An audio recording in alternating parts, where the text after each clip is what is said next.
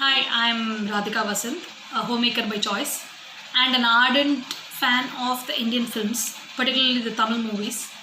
And this is my first online review, and I'm going to be reviewing the movie Penguin. Penguin got released on the OTT platform last night, and OTT is going to be the best thing that's going to happen to the cine industry right now in the circumstances that's happening around us. And we are going to be the first generation who are going to watch movies released online. And coming to the movie Penguin, it is quite disappointing to start with. And being a fan of Kirti Suresh, I was excited to watch the movie, and if not for her, the movie has nobody in it.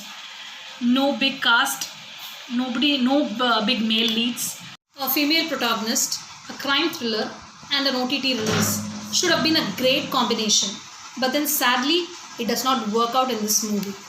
Kirti Suresh as the main protagonist roams around the streets, drives a car, walks the dog, and chases the villain all by herself in her 8 months of pregnancy, which is totally unconvincing.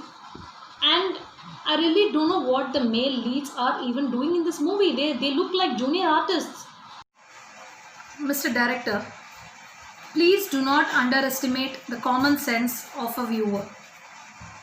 Mr. Karthik Subraj, why did you produce this movie? Did you even watch a rush of this movie before releasing it? I had great regards for your direction, and I think you should have concentrated the same way as you directed project in this movie also. Santosh Narayan's background scores are average, and one song in particular reminds you of Kavali's Maya Nadi Indru, and the score could have been better. And the cinematography was very good, very picturesque locations and very beautiful hideouts. But where is the storyline? What happened to the screenplay, and where is the conviction? Particularly the one-to-one scene with Kirti Suresh and the doctor is already on the memes, and people are having fun with it. There's nothing that is convincing in the movie, and the director has lost it all the way, probably from the first 10 minutes of the movie until the end. It's only rhetoric and nothing great to expect of also. She's either searching for her son or for the dog throughout the movie. And the director gives you a lot of villain options right through the movie.